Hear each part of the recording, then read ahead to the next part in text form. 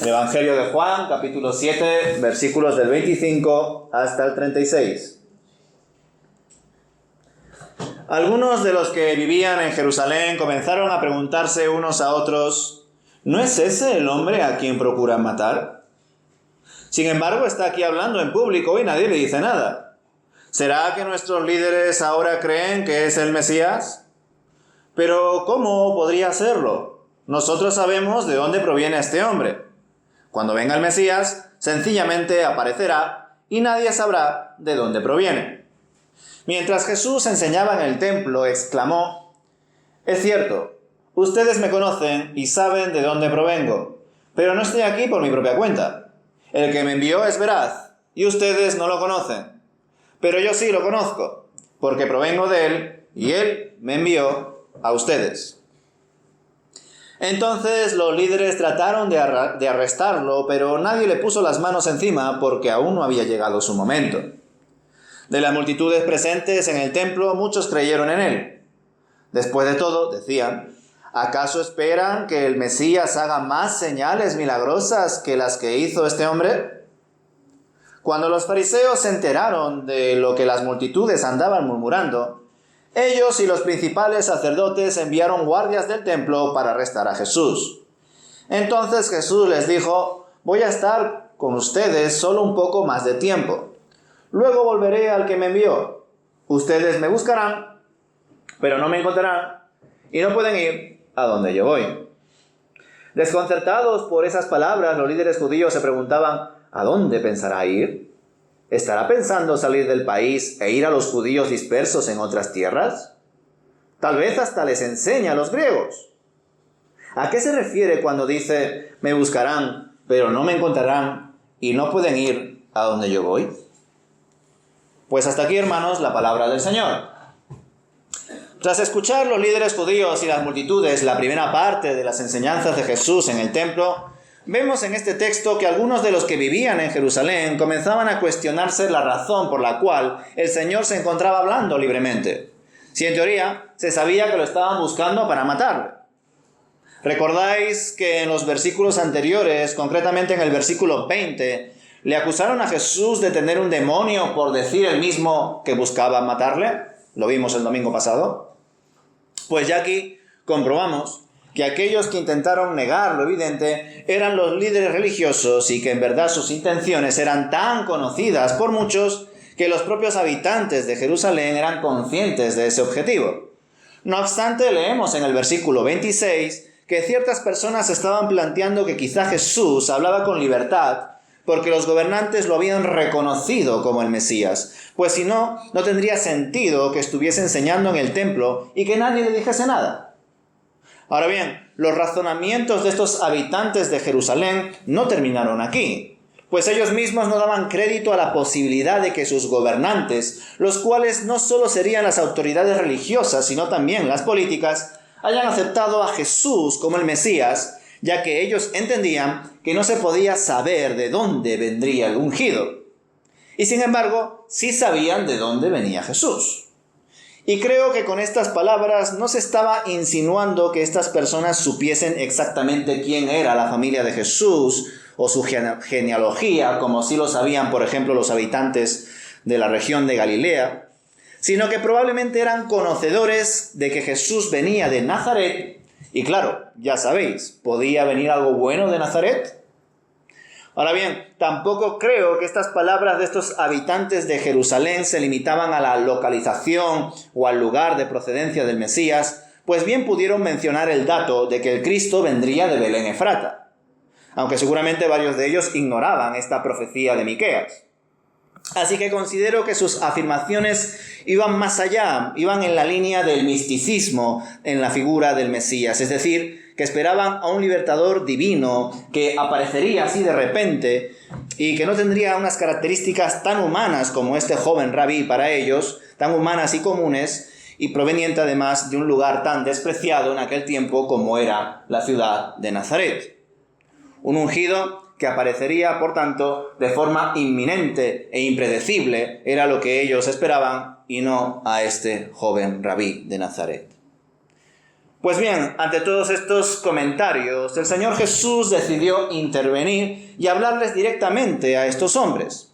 Les confrontó con la supuesta idea que tenían de que le conocían y de que sabían de dónde venía, pues no era cierto en verdad, y como dice un dicho, qué atrevida es la ignorancia, ya que algunos de los presentes decían que sabían quién era Jesús y por ello mismo descartaban que él fuese el Mesías, cuando en verdad no le conocían, y no le conocían porque tampoco conocían al que le envió, esto es, a Dios Padre. Por esta razón el Señor les confesó que él conocía al verdadero, al que es veraz, que él daba testimonio de Dios y lo podía hacer porque lo conocía, y lo conocía porque, como ya sabemos y lo veremos de nuevo más adelante, el Padre y el Hijo uno son. Y además, como vimos en su día, nadie puede ir al Hijo si el Padre no lo arrastra ante él, y nadie puede ir al Padre si no es por el Hijo, porque él es el único camino. Y ante esta tremenda aseveración ofrecida delante de muchas personas, nos informa el autor en el versículo 30 que los líderes procuraban prender a Jesús, apresarle, pero ninguno pudo hacerlo por más que lo deseaba, ya que todavía no había llegado su hora. Y fijaos en qué tesitura se encontraba Jesús en medio de una fiesta, rodeado de gente y hablando alto y claro. Es decir, si no le apresaron, es porque verdaderamente no había llegado su tiempo, pues deseos humanos de matarle ya existían en aquel instante y desde mucho antes. Y si lo pensáis, a modo de hipótesis, si Jesús hubiese ido con sus hermanos a la fiesta de los tabernáculos, tampoco lo hubiesen apresado. Pero es que además, como vimos el domingo pasado, debía ser así. Es decir, Jesús debía entrar a Jerusalén para esta fiesta de los tabernáculos de incógnito, como en secreto, pues ya llegaría el día y la hora en la que entraría de forma triunfal. Pero aún no había llegado ese tiempo, aún no había llegado esa fiesta, que no era la fiesta de los tabernáculos, sino la fiesta de la Pascua. Y en este momento sí debían darse las enseñanzas que el Señor expuso en el templo, ya que acto seguido, a partir del versículo 31, comprobamos que muchos de las multitudes creyeron en él y lo hicieron en base a las señales que ya había hecho hasta ese momento. Y algunos de los presentes se cuestionaban que si habría otro Mesías que deberían esperar, pues no podría hacer más señales que este. Entonces, ¿cómo podría existir otro mayor que él, que pueda hacer tantas señales como este joven rabí de Nazaret? Estos comentarios en favor de Jesús, escuchados pues ahí en medio de las multitudes, no agradaron en absoluto a los fariseos y los principales sacerdotes, y por ello se sintieron amenazados por este hombre sin estudios, y lo veían además también como un desafío para no solamente su estatus, sino también para el pueblo. Y como se sentían supuestos defensores del pueblo, enviaron a los alguaciles para que lo arresten. Pero como veremos más adelante, los alguaciles fracasaron en su intento de prender a Jesús, ya que ellos mismos se quedaron impactados por la doctrina del Señor y no se vieron capaces de apresarle. Mientras tanto, Jesús continuó con sus enseñanzas en el templo, seguramente bajo el marco temporal del tercer o cuarto día de la fiesta de los tabernáculos todavía. Y en esta segunda parte de sus enseñanzas compartió ciertas aseveraciones que dejaron muy confundidos a sus oyentes, especialmente a los líderes religiosos. Les afirmó que aún estaría con ellos por un poco más de tiempo, pero que luego volvería ante el que le envió, es decir, ante el Padre. Por esta razón, cuando llegase ese momento, lo buscarían, pero no lo hallarían. Y donde él estaba, ellos no podían ir. Y he aquí la riqueza de estas palabras, hermanos. El Señor les estaba mostrando que él estaba con ellos y a la vez que estaba en un lugar donde ellos no podían ir ni estar en ese momento. Y ese estar hace referencia a estar con el Padre, a estar con Dios, a estar lleno del Espíritu de Dios. En otras palabras, el Señor estaba con ellos en ese momento y a la vez estaba con el Padre. Lastimosamente, la Reina Valera del 60 y también la Nueva Traducción Viviente pierden el valor teológico de estas palabras que os acabo de decir, pues no expresan el tiempo presente del verbo estar, y por ello mismo cambian el tiempo también del verbo poder. La frase la traducen así: y a donde yo estaré, vosotros no podéis ir. Y en el original, la traducción literal sería, y donde yo estoy, vosotros no podéis ir. Y si os fijáis, ese estaré, en vez de estar, ya se emplea antes cuando se dice del Señor en la Reina Valera, versículo 33, lo siguiente: todavía un poco de tiempo estaré con vosotros. Ciertamente cuando leemos la Biblia en una sola versión, pues estos detalles se nos escapan, pasan desapercibidos, y luego os compartiré una importante aplicación y reflexión para nosotros a la hora de considerar que el Señor estaba con ellos y a la vez con el Padre. No es que estaré, a donde yo estaré, allí no podréis ir vosotros. No, Él ya estaba con el Padre. Pero por ahora terminemos con las reacciones de estos judíos que se quedaron confundidos al escucharle, pues no lo entendieron muy bien y se preguntaban a dónde iría Jesús para que no fuera posible para ellos hallarle. ¿Sería a las afueras? ¿Viajaría muy lejos? Y lo más importante, ¿cómo sería posible que buscándole no lo encuentren? ¿Qué significaba eso de que a donde él estaba ellos no podían ir? Y bueno, a estas alturas del texto ya lo sabemos. Estos judíos, estos líderes religiosos corruptos, no podían ir a donde estaba Jesús porque nadie podía ir al Padre si no era por medio de Cristo. Y ninguno de ellos podía conocer a Cristo si el Padre no hacía la obra de llevarlos a Él. Pues nadie puede por sí mismo ir al Señor. Por eso casi ninguno de los presentes, especialmente me refiero a los líderes religiosos, era capaz de reconocer a la figura del ungido en Cristo Jesús. Se negaban a hacerlo. La ceguera y la necedad de estos hombres llegaban a tales niveles que teniéndole delante y escuchándole directamente no eran capaces de entenderle. E incluso osaban afirmar que le conocían y que del ungido del Mesías nadie podría saber de dónde sería, ignorando con ello las Escrituras, seguramente la mayoría de ellos, especialmente la profecía de Miqueas, donde apunta que el Mesías vendría de Belén, Efrata. Ciertamente estas personas estaban perdidas, por ello no podían hallar y ni siquiera buscar al Mesías, al Cristo, pues el que estaba perdido no era el Cristo, sino ellos mismos. Y lo que buscaban varios de ellos no era la honra y la gloria de Dios, sino la supervivencia y el sostenimiento de sus tradiciones, de su maravilloso templo y sus rituales que estaban establecidos a su antojo. Y por eso mismo no iban a permitir que nadie los trastocase, que nadie cambiase toda esa estructura que llevaban tantos años defendiendo y orgullosos de ello, pues se creían dueños de Israel, dueños de la ley, dueños de la religión. Y nosotros, hermanos, los evangélicos, pues también podemos caer en este tipo de actitudes y pensamientos. Podemos creer que somos nosotros los que gestionamos la fe, los que gestionamos el culto, y ni qué decir las denominaciones y tradiciones evangélicas. Pero nada de eso es cierto, hermanos. Es solo el Señor el dueño de la iglesia, y su iglesia es solo una congregada en diferentes partes. Y su iglesia siempre está en movimiento, en constante cambio, afrontando desafíos, problemas que se le presentan cada año. Y lo mejor que podemos hacer en medio de esas situaciones difíciles, pero no imposibles porque estamos con el Señor, es en efecto asumir esos retos juntos, unánimes, en una misma fe, un mismo espíritu, un mismo bautismo, una misma iglesia. Como habéis podido también escuchar, estos oyentes de Jerusalén estaban perdidos, especialmente los líderes judíos, y como si no fuera poco, se creían conocedores de la figura del ungido. Y por eso varios de ellos se veían capaces de tachar a Jesús como un falso maestro. Lo peor de todo es que encima pensaban que estaban cumpliendo con la voluntad de Dios, que no sé si esa idea la tenéis en cuenta a la hora de pensar en la corrupción de estos líderes judíos. Ellos pensaban que estaban cumpliendo la voluntad de Dios, rechazando al Hijo de Dios. Fijaos la dureza de corazón, fijaos cómo se habían arraigado a su maravilloso templo, su tradición, su pueblo, sus costumbres, y no querían que nadie los trastocase, y por ello llegaron a rechazar al mismo Cristo. Como digo, hermanos, qué terrible esta situación, porque encima pensaban que estaban cumpliendo con la voluntad de Dios, que estaban honrando al Dios de Israel, cuando en verdad estaban haciendo lo contrario.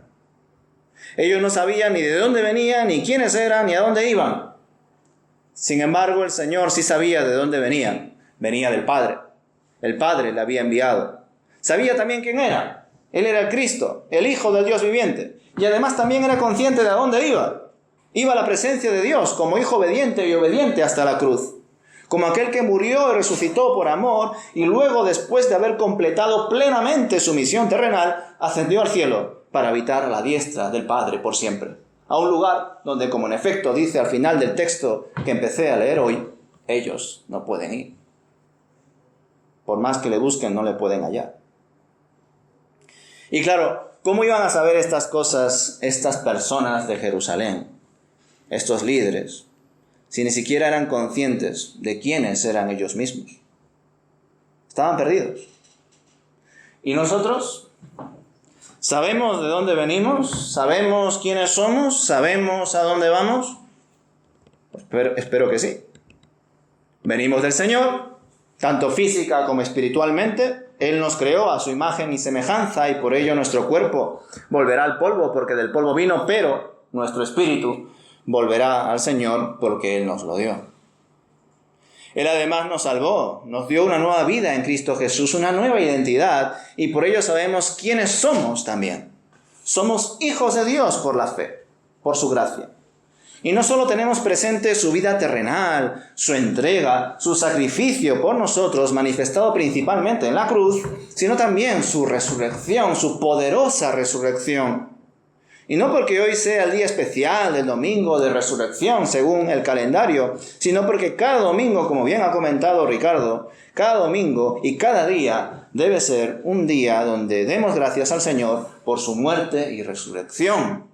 Pues sin la resurrección, como también ha vuelto a comentar Julita, ya sabéis que el Señor es quien guía el culto, vana sería nuestra predicación, vana sería nuestra fe.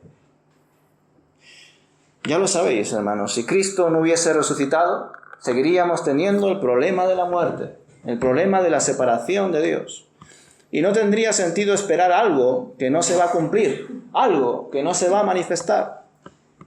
Como diría Pablo en otro momento, pues si es así, mejor comamos y bebamos porque mañana moriremos. Todo es vanidad, diría también el predicador. No obstante, si Cristo ha resucitado, que por supuesto que lo ha hecho, nuestra nueva vida en Él, pues debe de girar en torno a Él. Debe mostrarse para Él.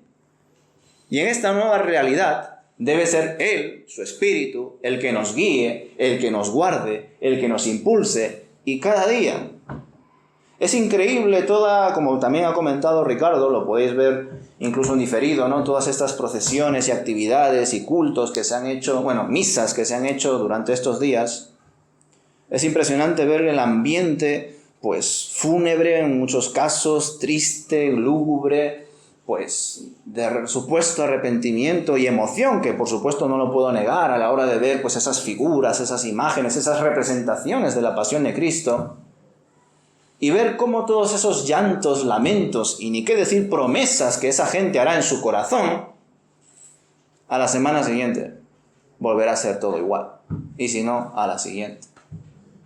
De hecho, precisamente la pasión de Cristo nos muestra que en una semana, en 7 días, pueden pasar muchas cosas. Recordad, por la entrada triunfal, cómo clamaban a Jesús, ¿verdad? Cómo confiaban en Él. Hosana a Dios en las alturas, ¿verdad? Este rey semejante a David, un libertador, el Mesías. Y luego, pasados unos días, crucifica. Así también somos nosotros, hermanos.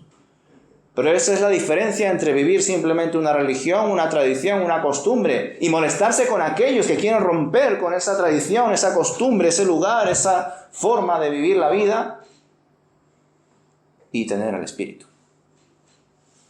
Porque cuando tenemos al Espíritu, hermanos, en muchas ocasiones no nos vamos a sentir cómodos. Porque el Espíritu nos lleva constantemente a examinarnos. El Espíritu constantemente nos da conciencia de pecado. Nos ayuda a entender cómo hay cosas que en nuestra vida debemos de trabajar y no dejarlo para mañana, ni mucho menos para otros años. Hay que hacerlo ahora. Y hacerlo para dar gloria a su nombre. Hacerlo para predicar su evangelio sin ningún temor Más allá de que me puedan encarcelar, perseguir e incluso matar por predicar las buenas noticias como hicieron también con otros discípulos de Jesús. Y si eso pasa, gloria a Dios. Si alguno se ríe por escuchar nuestra locura, nuestra fe en Cristo Jesús, que lo haga. Ya se reirá Dios en el día del juicio final. Ya hará justicia Él. Pero mientras tanto, hermanos, nosotros debemos de ser guiados por el Santo Espíritu, unánimes. Y para eso no es necesario ir tan rápido en muchas ocasiones, soy consciente de ello, sino ir juntos. Pero para ir juntos debemos de ser guiados por uno solo. Y ese no debe ser el fundador, o el pastor, o el misionero de una iglesia. Pobre de aquel que piense que el que convenza a toda una iglesia, a toda una denominación, a toda una organización es el presidente, o el pastor fundador, o qué sé yo. Es el Espíritu. Aquellos que piensen que por un discurso, una predicación, una presentación van a convencer a una iglesia o a una denominación completa, vamos, ni aún no durmiendo todo ese día anterior para prepararse esa supuesta disertación, ese discurso, va a poder ser capaz de convencer a la gente. Que no se afane por ello, porque al final quien convence es el Espíritu. Y el Espíritu dice sí y dice amén. Pero debemos de escuchar todos esa voz y someternos a esa voz, empezando por uno mismo y guiados por su santa palabra. Y para ello, hermanos, siempre va a ser positivo que reflexionemos, que meditemos en toda la palabra de Dios, en todo su evangelio. Y cómo no, en este texto, que quizá por algunos puede pasar desapercibido. Bueno, un discurso más de Jesús, donde no hubo mucha reacción porque todavía no era su tiempo, donde muchos creyeron, pero tampoco se nos da mucha información de ello. Pero hay más, hermanos. Hay más. Por eso es importante meditar en el testimonio de Jesús y sus palabras ante los presentes en el templo de Jerusalén durante la fiesta de los tabernáculos. Pues le muestra que Él está con ellos, pero que también está con aquel con el que ellos no pueden estar. Y aquí vuelvo a este punto. Es decir, Jesús vivía dos realidades que quizá, como veis en esta imagen, una imagen muy conocida, la imagen de la transfiguración de Jesús, podría decirse que esta imagen, este momento, que no es este contexto, es otro, es aquel momento donde se juntan esas dos realidades que vivía el Señor. En ese mismo momento el Señor estaba con Dios, estaba en la presencia de Dios transfigurado y a su vez estaba con sus discípulos. Es decir, Jesús caminaba con sus discípulos y también caminaba en medio de sus enemigos, con aquellos que buscaban matarle, y a la vez era capaz de estar en comunión con el Padre. Y eso es lo que nosotros debemos de hacer. Jesús era consciente de que su labor misionera debía de cumplirse, debía de llevarse a cabo, y que eso no debía de trastocar en ningún momento su comunión con el Padre y su llenura del Espíritu. Eso sí, hasta que no fuera necesario. Y con esto estoy haciendo referencia a sus últimos momentos, a su pasión, a su muerte, a cuando clamó, Dios mío, ¿por qué me has desamparado? Que ya sabéis que para varios teólogos y pastores, ese momento en el cual Jesús está ahí en la cruz, muriendo por nosotros, recibiendo la paga de nuestro pecado, para varios teólogos y pastores, en ese instante, aunque puede sonar incluso como una especie de herejía porque se está rompiendo la Trinidad, en ese momento Jesús estaba no solamente cargando con nuestro pecado, sino que se hizo pecado. Y por ello en ese único momento fue cuando Jesús experimentó la muerte que nosotros merecemos. Y solo en ese momento el Señor se sintió aparte de Dios. Pero más allá de esa reflexión, que desde luego para algunos les parece que no es cierto y otros piensan que sí, y en efecto eso es lo que más honra a Jesús en la cruz, lo que está claro es que Jesús, aún en medio de todas las cosas que tenía que hacer, una agenda tan apretada, Él era capaz de estar con Dios y a la vez estar con la gente. Y claro, la pregunta es, ¿y nosotros? ¿Dónde estamos nosotros? ¿Cómo estamos nosotros? ¿Somos capaces de entender que debemos estar en Cristo y a la vez estar en el mundo, como lo hizo nuestro Señor? ¿Somos conscientes de que somos propensos a estar más en el mundo que estar en Cristo? Sabemos, supongo, de dónde venimos, quiénes somos y a dónde vamos, pero ¿expresamos esa convicción, esa realidad, ese conocimiento en nuestro día a día? Vengo del Señor, voy a ir a la presencia del Señor y soy un hijo de Dios. Qué fácil es resumir las tres grandes preguntas de la historia del pensamiento del ser humano. ¿De dónde venimos? ¿Quiénes somos? ¿Y a dónde vamos? La respuesta es muy sencilla. Vengo del Señor, voy a la presencia del Señor y soy del Señor. Pero claro, ante una respuesta tan sencilla, tan rápida, debe de haber una reflexión muy profunda y sobre todo una aplicación verdadera. Porque si yo digo, sí, pues parece ser que vengo del Señor, voy al Señor y por la fe soy hijo de Dios. Vale, ¿tú vives tu día a día bajo esa realidad? ¿De que eres hijo del Señor? ¿De que vas a ir a la presencia de Dios? ¿De que vienes de Él porque has sido creado a su imagen y semejanza? ¿O quizá te estás dejando llevar por el sistema de este mundo, por sus corrientes ideológicas y su absurda vanidad? Que día a día te plantea un afán y otro para que te distraigas y no estés centrado en lo más importante, que es Cristo Jesús. Hasta incluso en tus propios sufrimientos, en tus propios afanes, que por supuesto que son legítimos y hay que ponerlos delante de Dios, hasta eso a veces nos distrae de Cristo Jesús. Y no lo podemos permitir. Como vemos al final del texto que hemos leído hoy, y con esto concluyo, estos judíos no entendían qué quería decir el Señor cuando les compartió que se debía ir ante el que le envió. Pero nosotros sí sabemos dónde está nuestro Señor ahora mismo, ¿verdad? Él está a la diestra de Dios, en su trono, reinando, guiando a su verdadera iglesia con su Santo Espíritu. Y a su vez, allí, a la diestra de Dios, gobernando, está intercediendo por nosotros. Fijaos, no solamente nos ha marcado el camino, no solamente Él mismo lo ha recorrido primero, no solamente ha dado su vida y ha vencido al pecado, al maligno y a la muerte, no solamente está reinando a la diestra de Dios, sino que allí está intercediendo por cada uno de nosotros. Porque ninguno de los suyos, ninguno de los que el Padre le dio al Hijo, el Hijo lo va a perder. Y es por eso que el Señor ahora mismo, y hasta que Él vuelva, hasta que todo sea cumplido y consumado, el Señor va a seguir intercediendo por nosotros.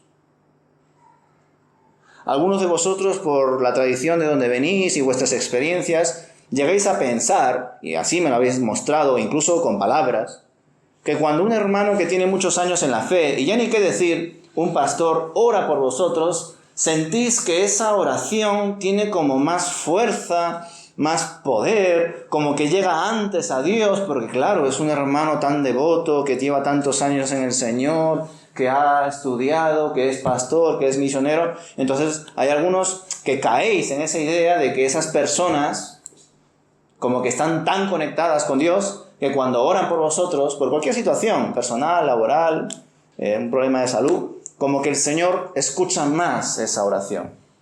Ya os he dicho en varias ocasiones de que eso no es verdad. Todos tenemos acceso al Padre por medio del Hijo. Todos. Desde el recién convertido y que está balbuceando su espíritu porque está dando sus primeras palabras, hasta aquel que lleva 40 años o 50 en el Señor. Todos tenemos el privilegio de hablar a aquel que ha creado todas las cosas y que nos escuche, con muchísima atención. Y con todo, cada uno de nosotros, los que creemos en el Señor, debemos de saber y recordar que Él está orando por cada uno de nosotros. Él está intercediendo por nosotros. Él está clamando a su Padre por nosotros. Y si alguno tiene esa idea de que cuando ora tal hermano o tal pastor, esa oración es mucho mejor, pues ya te digo que sí hay una oración de verdad que es mejor. Es la de Cristo intercediendo por nosotros. Y lo está haciendo. Así que ¿de qué temer? ¿Cómo no vivir confiados? ¿Cómo no tener paz en Él, aún en medio de las aflicciones? No solo sabemos a dónde vamos, sino que también sabemos dónde está el que nos ha amado, el que nos ha salvado, el que nos ha renovado. Y en verdad, no solamente está allí, en su trono, reinando e intercediendo por nosotros, sino que también por su gracia, está aquí, con nosotros. Y ya no solamente me refiero a esa idea de que cuando se congregan 2 o 3, ahí está el Señor, y que en efecto en aquellos momentos en los cuales nos congregamos, pues aquí está también el Señor. No me refiero solamente a esa idea, sino que por la gracia de Dios, el Espíritu del Señor está con nuestro espíritu. Y le podemos llamar Padre. O sea que no estamos solos. Aunque nos veamos solos en muchas ocasiones, Él está con nosotros. No solamente está allí, no solamente está aquí, sino que también está aquí, en lo más profundo de mi ser. Y nunca nos va a abandonar, y desde luego a ningún lado podremos huir. Recordad el Salmo: ¿a dónde iré de tu Santo Espíritu, Señor? Allá donde vaya, tú estás. Entonces, ¿de qué temer? Si todo ya es en Él. Si Él ya lo ha hecho todo, solo debemos de tener fe.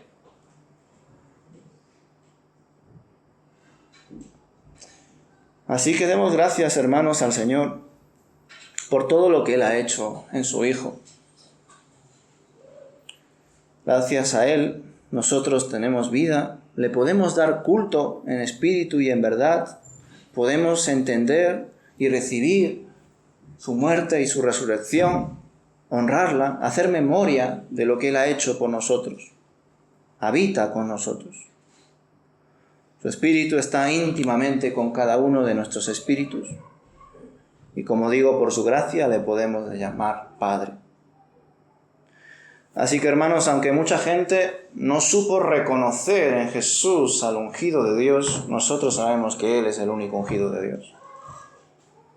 Así que démosle gloria. Démosle honra. Y la mayor gloria y honra que podemos darle no es meramente con nuestras alabanzas y con nuestras palabras, que también, sino con nuestra vida. Con cada cosa que hacemos en conciencia delante de Dios, porque Él conoce cuáles son nuestras intenciones. Incluso a veces nosotros nos podemos engañar a nosotros mismos y por ello debemos de examinarnos y pedir al Señor que nos examine para que podamos cumplir su voluntad en todo momento, para que podamos mostrar que Él es el Cristo, el Hijo del Dios viviente, el que ha resucitado, el que vive en nosotros, el que está a la diestra de Dios. Amén.